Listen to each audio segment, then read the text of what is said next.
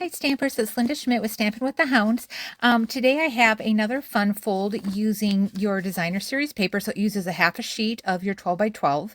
And this is called the double gatefold fun fold. So it uses and it kind of shows off both sides of your designer series paper, and it's super easy to do. So it's a great way to use up that paper, and then showcasing. I always like to be able to see both sides of that paper. So I've made a bunch of samples, and this is from the new Painted Christmas designer series paper that is in the 2022 mini catalog.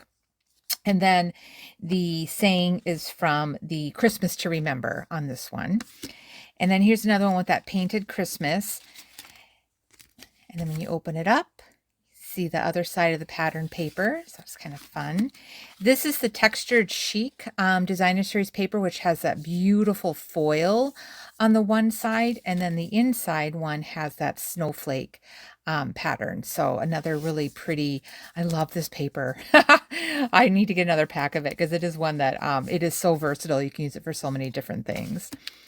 This one I decided to do a little gatefold, or not a gatefold, but a belly band with it, just to kind of keep it held in place better. So this one uses some retired paper I was just kind of playing around with. This is last year's snowflake paper. And then I just did my little reindeer punch with some retired velveteen paper and then some shimmery kind of silver paper for the focal point. So kind of a fun one. So you can do that little belly band if you want. And then here I just did some fall ones. This is using our new oh my gosh, I'm drawing a blank on this. My packet is away, but this is a new fall paper. And what I did is I actually colored with a colored pencil, and this took me a while, but I colored it because otherwise it's just black and white. But I wanted some pop of color, so I actually watercolored all of that. And you do want to use, when you do that, you want to avoid your markers because it would seep through. I tried, and my initial thing was I was using my Stampin' blends, and then I was like, oh, it's seeping through. So use your either sponge daubers or watercolor pencils if you want to color that DSP, especially because it'll seep through if you don't do that. Here's another one, that same paper, and I used the hand penned stamp and die cut from that one. And this is just another one that you make the DSP do the work. Beautiful, beautiful. And here's some retired paper. This is like my very first one that I made because I was just kind of playing around with stuff that I had. But again, this was from a few years ago, but it's just really pretty how it showcases that foil paper on the one side. And on this one, this one I didn't care for as much because on this paper, it's pretty similar front and back. So when you do that fold, you're not really seeing much of a contrast. So that's one thing to kind of consider when you're doing this, is look at, you really want kind of a contrast from the front and the back so that it pops a little bit better, where this kind of just gets lost, that diamond gets lost in it. But we are going to do a version of this one today using the Painted Christmas. And so we're going to start with our designer series paper, which needs to be, so I'll kind of go through all the pieces that you need. So your designer series paper is 5.5 by 12. And when you're cutting it, you want to think it's going to come in this way. So you want to make sure when you cut your paper that the pattern kind of is going to be in a line with when you bring it into fold, so that it's not like upside down or going the wrong way. So, and this one is pretty forgiving. There's not really a wrong or right way on this one, which makes it nice too. So again, 5.5 by 12, we're going to score it 2, 4, 8, and 10. And then your other piece of paper that you need is just going to be for the inside, and that's 3 3/4 by 5 1/4. Or you can do it at 3.5 by 5, and it would just show more of a border on the inside. So either way, this one that I have is 3 3/4 by 5 1/4, and this is that soft succulent cardstock. And then pieces for your focal point. I just used the largest circle and largest scallop from our layering circles. And this is the crumb cake. And then I've got some retired shimmer vellum that was in color. You could get it last year, and I have, of course, a lot of it left over, so I'm just using it up on my sample here. So, and that's it for your pieces. So we're going to start with the scoring. So you'll need your scoring tool, or Simply Scored tool, or your paper trimmer, whatever you want. I just like to do my Simply Scored. And again, we are going to score at 2. I was going to go, I think I was going to flip it this time. I think I'm going to have this be my inside. So we're going to score at 2, 4, 8, and 10. And that's it. Then you're just going to fold. I'm bringing both sides in. And then this one comes back. This one goes in. And this one goes back.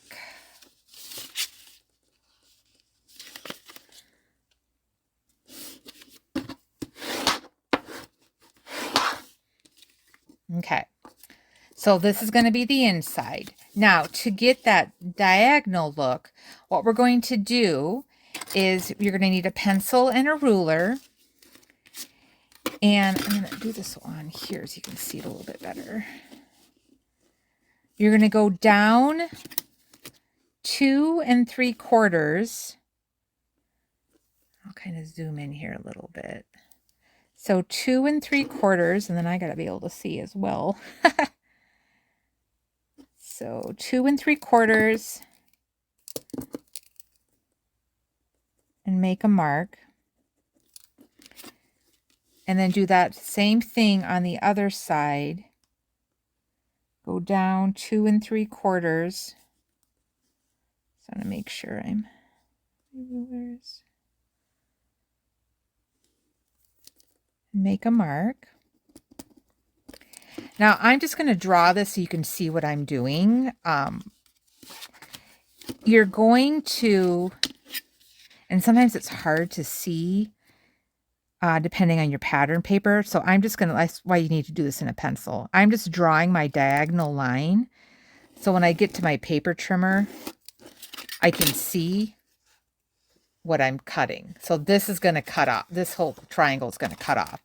And then do the same thing on the other side. Again, this is optional. I'm just doing it for the video just so that it's easier to see. So then this triangle gets cut off. All right, so then you want to grab your paper trimmer and we're going to cut off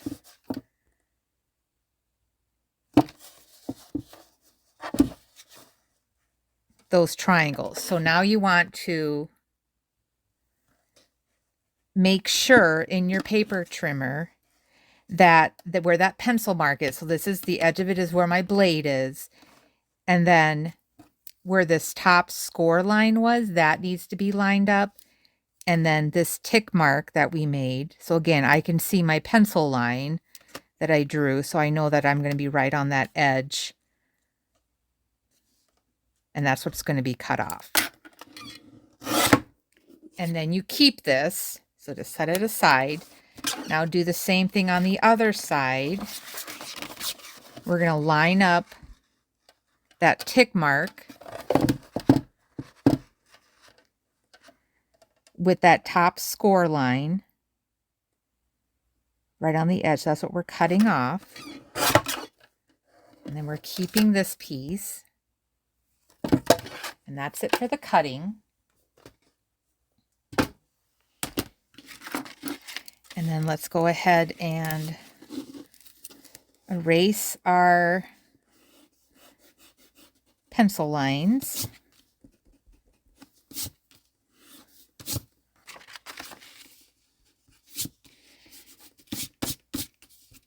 Okay. All right. These were the corners that we cut off. So now what we're going to do is we're going to flip this over, and now this gets glued to the lower right hand front panel. So we're going to glue. So flip it over and put the glue on the opposite side.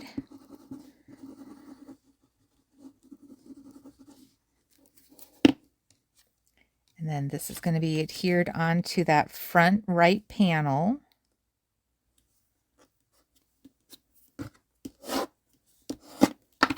And then same thing. This is the corner we cut off. We're flipping it over, and now it's going to be adhered to the left hand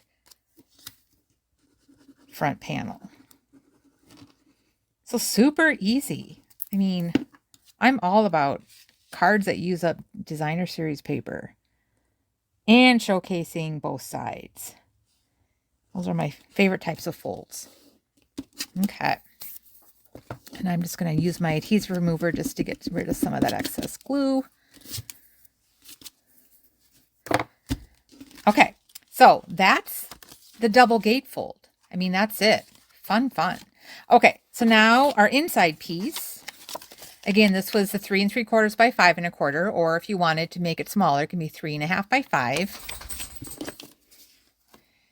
And I'm doing, so I had originally, because this front was kind of more of the soft succulent, but now that I look at this, I don't really like that against that garden green. So I'm going to real quick cut. I think I'm going to do crumb cake. Just going to real quick cut 3 3/4 by 5. Changing it up. Oh, and then obviously I can't measure. I'm telling you, this has not been, maybe this is not long enough to begin with. 3 3/4 by 5 1/4. I just learned how to read I've been struggling. Like I said, I haven't been in the stamping room for a while, and yeah, it shows. Bear with me. Okay. All right, so now this is just going to be adhered into the center.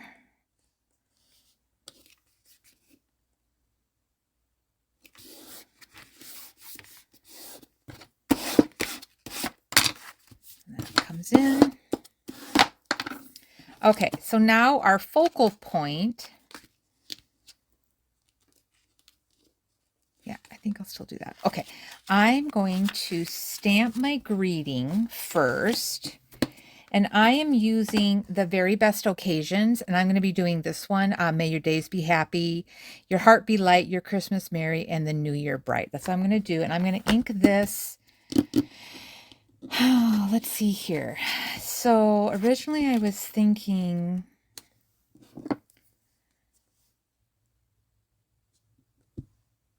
the Evening Evergreen. I think that'll be okay. I think I'll still do the Evening Evergreen. So I'm going to use Evening Evergreen.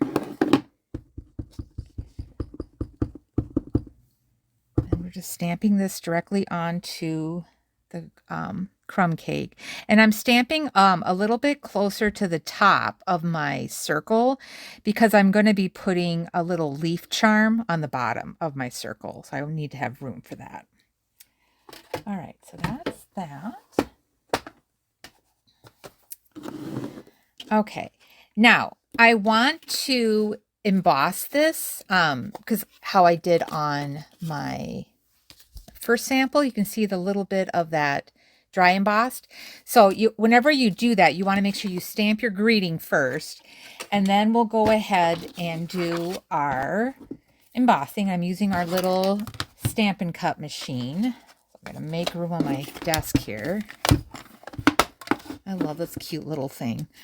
Okay, so I'm going to be using the Elegant Eucalyptus folder. I don't know if you can kind of see it. So it comes with two. One of them has more of like the eucalyptus kind of hanging down. And then this one is more of the image, like branches and stuff. So I'm going to put this right in the center. Make sure I'm doing this right side up here. And I just kind of eyeball it to where I want it, because I said I'm going to be having a charm on here. So now it's in the folder. And with the dry embossing, so I need to use plate 1, my folder with the spine going in first. And then this is a 3D folder, so I need my number 4 plate for the 3D embossing folders. And then we'll just crank it through.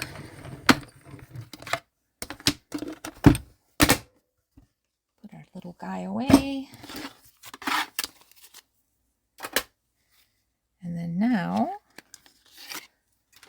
we have that dry emboss, which is kind of fun. And then I'm going to add just a little, so it kind of gives it a little bit of sparkle. We had these last year in the catalog. They're just like a metallic ink pad. So this is the copper one. And I'm just going to lightly swipe this. So any type of little metallic pad that you have on hand would work for this. So then it's only picking up the ink from the raised up, the embossed images. Okay. And then we'll go ahead and glue this onto our scallop circle.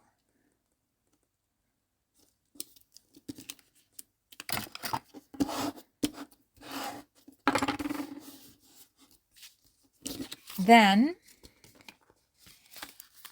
this is going to be on the card. So you want to make sure you're only putting adhesive on one side. And I like to use my tear and tape when I do this.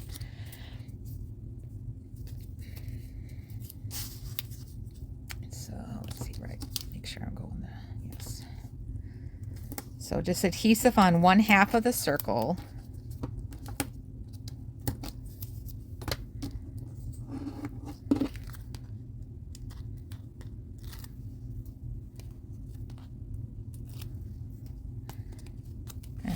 It's going to go right in the center.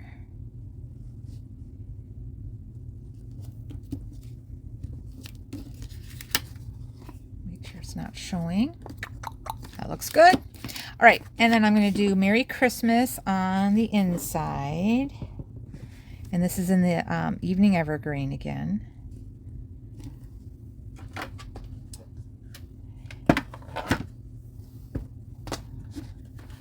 Ugh, I need a bigger desk. I've got so much stuff. Okay, so that, and I'm a little wonky there, but I'll fix it later. Okay, so now for the charm, I'm using our little open leaf trinkets that are in the mini catalog. These are in the Splendid Day suite. So I've just got a few of these left over, and I'm going to thread this through. Sometimes easier said than done. I'm going to use my pick tool just to kind of push this through. So this is the Evening Evergreen ribbon, and I feel, yeah, is this current? Yes, I think it is. Or no, this is actually last year's. But the color is still here, but I think they changed the ribbon a little bit.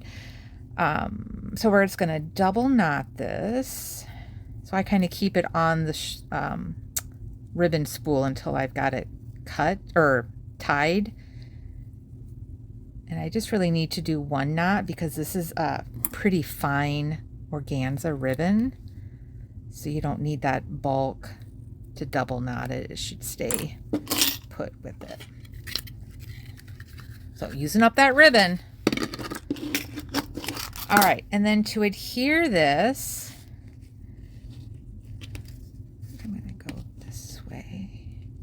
we're just going to use a glue dot, and I had them out. Where did they go? Oh, here, right in front of me. So I'm just going to use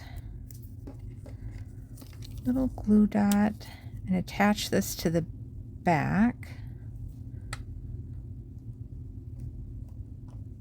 I'm going to add a couple of these because these are kind of small.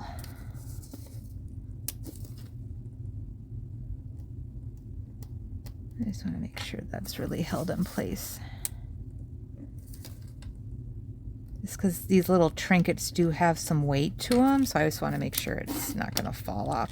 And actually, I'm going to put one more, I think, at the very tip, or kind of like right here at the top, kind of on that spine, just to kind of hold it in place a little bit better. Okay, and then let's see here. Do we want to... Yeah, I think I'll just put it right there. So then where that middle one was, it's kind of holding this top part down. Yeah, that's held in place good. And that is it. So really fun and easy. And like I said, just pick pattern papers that you're going to have a good front and back coverage for it. And then, yeah, I'd love to see your creation. So follow me on Instagram.